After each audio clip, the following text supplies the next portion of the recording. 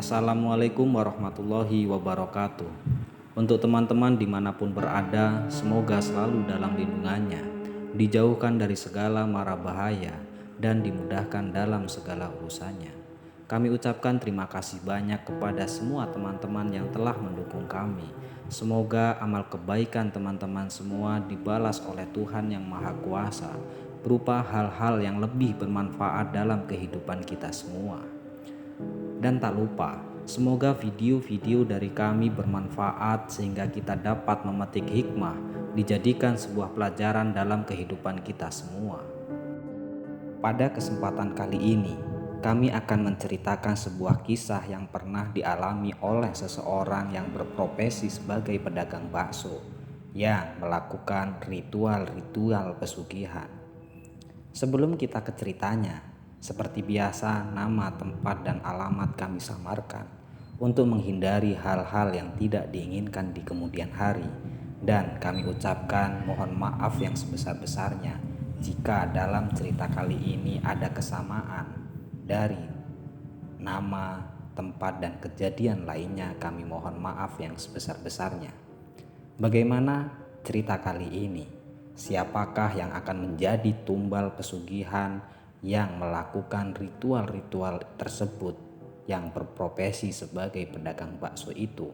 Apakah keluarganya? Apakah orang tuanya? Dan apakah anaknya sendiri? Bahkan dirinya sendiri? Tak usah lama-lama lagi, mari kita ke ceritanya.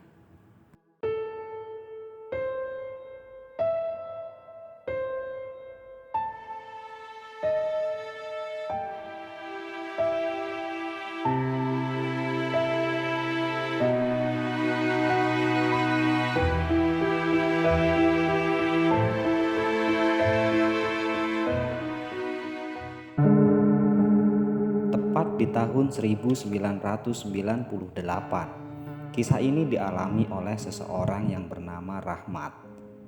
Rahmat ini mempunyai seorang istri yang bernama Siti, dan beliau bekerja di salah satu pabrik yang ada di daerah Jawa Barat.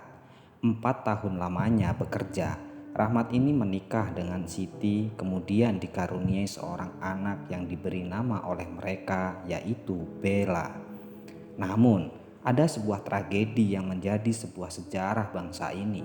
Bahkan, tragedi ini berdampak ke semua masyarakat, khususnya para pekerja yang ada di ibu kota, yaitu demo besar-besaran Orde Baru menuju demokrasi.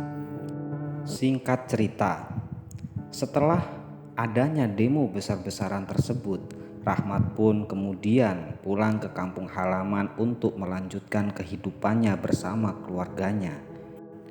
Kegiatan Rahmat di kampung halaman setiap harinya yaitu berdagang, di mana Rahmat ini berdagang di depan rumahnya sendiri, dan kegiatan istrinya setiap pagi pergi ke pasar untuk belanja bahan-bahan dagangannya.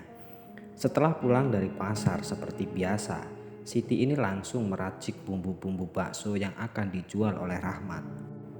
Ketika masak selesai, Siti pun langsung bekerja di tempat tetangganya. "Mas, aku tak kerja dulu ya," kata Siti. "Oh ya udah, Bella bawa ya. Soalnya aku repot banget menata jualannya di sini, Dek," kata Rahmat. "Iya, Mas." Kemudian Siti pun langsung bergegas untuk bekerja di tempat tetangganya, yaitu mencuci dan menggosok baju. Bahkan tetangga-tetangganya pun sedikit pedas ketika ngomong, "Ti, piye dagangane bojomu? Laku enggak?" "Yo alhamdulillah mbak, tapi masih sering sepi mbak," kata Siti. "Mungkin baksonya kurang enak kali Ti." Siti pun hanya bisa bersabar, karena yang meracik dan memasak bakso itu adalah Siti sendiri. Ya wajarlah, namanya juga tetangga, apalagi ibu-ibu. Ya begitulah kehidupan di kampung, harus kuat mendengar komentar dari tetangga.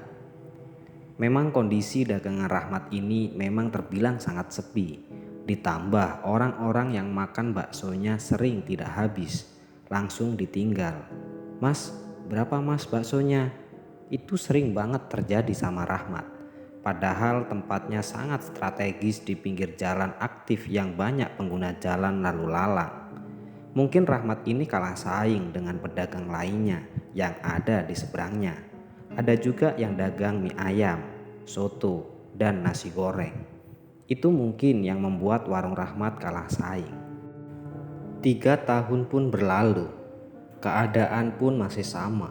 Ditambah kebutuhan semakin banyak, biaya anak sekolah, orang tua sakit. Rahmat pun harus mencukupi untuk berobat orang tua. Karena Rahmat ini anak satu-satunya, mau tidak mau, Rahmat pun harus memenuhi semua kebutuhan dan semangat berjuang. Suatu hari, ada seseorang kakek-kakek yang berjalan kaki kemudian singgah ke warung Rahmat. "Mas, baksonya satu ya?" ucap kakek tersebut.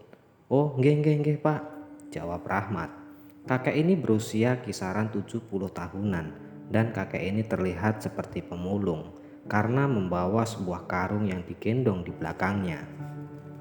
Setelah Rahmat selesai membuatkan bakso, Rahmat pun langsung menyajikan ke kakek tersebut. "Monggo mbah baksone," kata Rahmat. "Minume nopo niki mbah?" "Teh hangat saja mas." Kemudian kakek itu pun memakan baksonya. Tapi herannya, lagi dan lagi, kakek itu hanya makan 3 sendok saja. "Mas, berapa mas baksonya ini?" tanya kakek. "Loh, kenapa mbah kok buru-buru banget?" "Gak apa-apa mas." "Ya Allah, kok kayak gini ya?" gumam Rahmat dengan tidak sengaja. Ternyata kakek tersebut mendengar yang Rahmat keluhkan. "Ada apa mas?" "Gak apa-apa mbah. Ini gini mas, maaf ya kalau saya gak sopan. Sampean pingin gak dagangan laku?" tanya kakek. "Ya pingin banget mbah. Apalagi saya ini mempunyai tanggung jawab mbah. Orang tua lagi sakit, anak sudah mulai masuk sekolah. Gini mas, namanya warung sekarang ini banyak yang pakai baju mas." tanya kakek. "Maksud sampean pakai baju gimana mbah?" "Maksudnya gini mas, sekarang kebanyakan warung itu sudah gak jujur mas. Banyak yang memakai penglaris, kayak pesugihan gitu. Mungkin warung sampean sepi kalah dari situ mas. Kebanyakan sekarang ya kayak gitulah mas. Kira-kira sampean mau nggak saya bantu? Saya ini cuma bantu tok tapi mas, keputusannya terserah sampean. Karena aku tadi lihat sampean tuh kasihan banget mengeluh kayak gitu." "Gimana ya mbah? Saya sih aslinya pingin banget kalau dagangan saya laris mbah. Tapi saya nggak pernah kayak gitu mbah. Opo saya bisa ya mbah?" jawab Rahmat. "Sampean asli orang mana toh mbah? Aku kok baru lihat sampean yo. Aku itu sering lewat sini loh mas, cari barang bekas. Nanti kalau sampean mau saya anter. Temui aku saja di tempat jual beli barang bekas di sana ya mas. Saya selalu di situ kok," jawab kakek. Kemudian kakek tersebut pergi. Lalu Rahmat berpikir dan merenung, apa aku harus melakukan pesugihan saja ya, biar daganganku laku dan bisa memenuhi kebutuhan keluarga. Antara takut dan keinginan yang kuat, akhirnya Mas Rahmat pun memutuskan untuk melakukan pesugihan tersebut dengan yakin. Keesokan harinya, akhirnya Mas Rahmat pun menemui kakek tersebut. Mbah, ini gini, saya sudah yakin mbah ingin melakukan pesugihan itu," tanya Rahmat. "Saestu mas, sampean sudah yakin?" Sudah mbah. "Tapi mahal nggak ya mbah maharnya untuk melakukan pesugihan tersebut?" tanya Rahmat. "Sudah mas, jangan dipikirkan masalah itu. Nanti langsung saja aku antar ke sana, sampai ngobrol sendiri sama orangnya. Orangnya itu baik dan ramah kok. Akhirnya Rahmat dan kakek pun pergi ke tempat bapak-bapak yang bisa menjalankan pesugihan itu. Tibalah mereka berdua ke rumah kuncen tersebut. "Kula nuwun, kula nuwun." "Monggo, monggo," jawab kuncen. "Walah, sampean. Sampean sama siapa, Mbah?" tanya kuncen itu. "Ini Pak, saya sama Rahmat, pedagang bakso." "Oh alah, monggo monggo monggo, duduk dulu, duduk." Bapak kuncen pun mempersilahkan kami duduk. Bapak kuncen ini biasa dipanggil dengan nama Mbah Welas.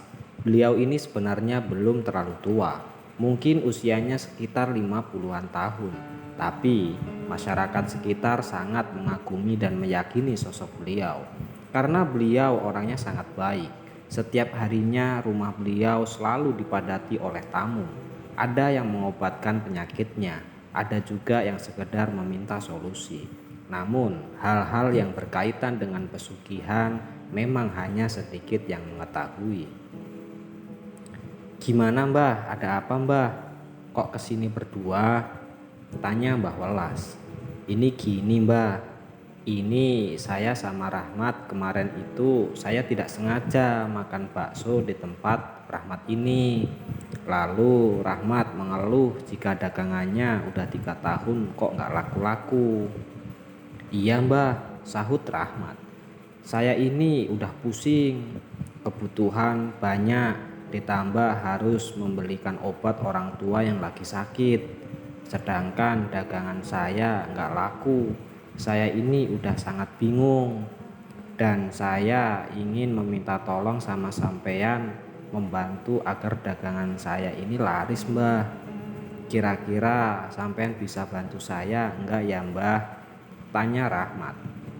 "Oh alah, gampang itu Mas, kalau gitu mah," jawab Mbah Welas. "Banyak kok yang melakukan pesugihan kayak gitu. Semua itu tergantung sampean. Sudah yakin belum? Dan sudah siap menanggung semua resikonya belum? Kira-kira sampean sudah siap apa belum Mas?" tanya Mbah Welas. "Udahlah Mbah, udah siap banget. Wong aku saja udah mumet banget, harus gimana lagi?" "Ya udah, kalau kayak gitu nanti sampean pulang, saya bantu dari sini. Dan jangan lupa setiap setahun sekali sampean nanti kesini tepat di weton kelahiranmu ya," jawab Mbah Welas. "Iya Mbah, nanti aku kesini lagi. Ini mohon maaf Mbah, kira-kira maharnya berapa ya?" tanya Rahmat. "Udah, kalau masalah itu nanti saja, yang penting kamu jalan dulu," jawab Mbah Welas. "Oh nggih nggih Mbah, matur suwun banget ya Mbah. Kebetulan sekarang saya belum punya uang. Sekali lagi matur suwun banget ya Mbah udah bantu saya." Singkat cerita, Rahmat pun berpamitan dengan Mbah Welas. "Ya sudah Mbah, saya tak pamit pulang dulu ya Mbah." Sesampainya Rahmat di rumah, Rahmat pun ditanyain sama istrinya, "Dari mana Thomas?" "Udah dek, pokoknya kamu berdoa agar usaha kita ini lancar," jawab Rahmat. "Yo selalu Thomas, aku berdoa yang terbaik buat kita semua. Ya wis, ayo kita tidur dulu. Besok kan kita harus dagang lagi," ajak Rahmat kepada istri untuk istirahat dan tidur. Dan pada pagi harinya, benar saja, tiba-tiba ada dua tetangganya yang datang ke warung Rahmat. Padahal warung belum buka dan istrinya pun masih belum selesai meracik bumbu-bumbu dagangannya Rahmat. Tiba-tiba terdengar ketukan pintu sambil mengucapkan salam. "Assalamualaikum, assalamualaikum." Rahmat pun membukakan pintu sambil menuntun anaknya yang bernama Bella. "Oh, waalaikumsalam. Iya ya Bu. Tumben Bu pagi-pagi kesini. Ada apa ya Bu?" Tanya Rahmat. Ini gini mas, nanti kan tempat saya ada acara. Kalau saya pesan bakso tempat sampean apakah bisa? Tanya ibu itu. Oh bisa banget bu, jawab Rahmat dengan semangat. Pesan berapa porsi ya bu? Saya pesen 30 mangkuk ya mas. Oh iya bu, nanti saya buatkan lalu langsung saya antar ke tempat sampean. Rahmat pun merasa senang sekali ada pesanan yang lumayan banyak. Biasanya hari-hari biasa Rahmat hanya bisa menjual paling banyak 5 mangkuk saja. Itu pun menunggu sampai larut malam. Rahmat pun langsung ke dapur untuk menemui istri dan memberikan kabar baik ini. Dek, tahu nggak? Tiba-tiba ibu itu kesini pesen bakso kita 30 mangkok loh dek. Katanya sih buat acara di rumahnya. Loh serius mas? Iya dek. Ya udah mas, ayo kita buatin. Akhirnya mereka berdua pun merasa senang sekali dan bergembira karena baru ini ada pesanan yang begitu banyak. Mereka berdua pun sangat bersemangat. Dek, nanti kamu ke pasar saja ya. Belanja lagi, jangan lupa ditambahin ya belanjaannya. Buat pesanan sama buat dagangan kita hari ini. Iya mas, aku tak ke pasar dulu ya, jawab Siti. Setelah itu, mereka berdua pun langsung memasak pesanan tetangganya itu tadi. Dan Rahmat pun membuka kios dagangannya. Sekitar jam 10-an, bakso Rahmat pun sudah dibuka. Dan benar saja, tiba-tiba ada gerombolan anak-anak sekolah langsung mampir ke bakso Rahmat yang berjumlah kurang lebih 8 orang dan mereka pun langsung memesan. Mas, baksonya ya 8 sama minumnya es teh semua ya mas. Oh iya mbak, tunggu ya, jawab Rahmat. Dek, pesan semua dek, 8 anak sekolah itu. Iya mas, alhamdulillah. Rahmat pun sangat bersemangat dan langsung melayaninya. Salah satu pemuda yang makan tiba-tiba ngomong, Pak, bakso jenengan memang enak banget. Nah, Rahmat kaget dengar kata-kata itu karena biasanya orang-orang yang makan baksonya selalu nggak habis, mengeluh dan bisik-bisik. Bahkan orang yang makan baksonya pun besoknya tidak kembali lagi. Ini kok tumben ada kata-kata yang memuji kayak gini. Siti pun tambah percaya diri. Tadi sampean masaknya gimana toh dek? Kok bisa enak kayak gini? Tanya Rahmat. Yo biasa toh mas, kayak biasanya. Singkat cerita, bakso Rahmat pun sangat ramai pembeli. Yang biasanya tutup jam 12 malam, jam 8 saja sudah tutup dan habis tak tersisa dagangannya itu. Semakin hari, semakin terkenal bakso Rahmat itu. Dagangan Rahmat pun semakin ramai dan Rahmat dengan Siti pun kewalahan melayani para pembeli yang silih berganti datang yang begitu banyak membludak di tempat dagangannya itu.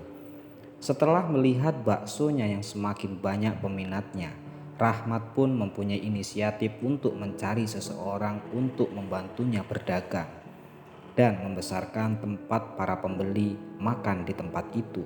Karena mengingat ketika para pembeli yang akan makan di tempat tidak selalu kebagian tempat, ada juga yang membeli dibungkus untuk dibawa pulang. Ya tentu saja karena tidak kebagian tempat untuk makan di tempat Rahmat itu. Selesai. Kita tunggu episode selanjutnya tentang pesugihan yang dilakukan oleh pedagang bakso ini. Dan kita tunggu cerita-cerita selanjutnya tentang pesugihan ini. Siapakah yang akan menjadi tumbal dari pesugihan yang Rahmat lakukan ini? Apakah dirinya sendiri? Apakah anaknya? Bahkan atau satu keluarga yang akan menjadi tumbal pesugihannya itu? Semoga video kami bermanfaat sehingga kita dapat memetik hikmah, dijadikan sebuah pelajaran dalam kehidupan kita. Dan jika video kami bermanfaat, silahkan dukung channel kami dengan cara klik tombol subscribe, nyalakan loncengnya agar tidak ketinggalan video-video terbaru dari kami. Agar kami lebih bersemangat lagi membuat konten-konten terbaru yang memberikan edukasi, informasi, sehingga kita dapat memetik dan menjadikan sebuah pelajaran yang berharga dalam kehidupan kita. Saya ucapkan terima kasih banyak dan kami ucapkan mohon maaf yang sebesar-besarnya jika ada kesamaan cerita. Khairul qouli wabillahi wa taufiq wal hidayah. Wassalamualaikum warahmatullahi wabarakatuh.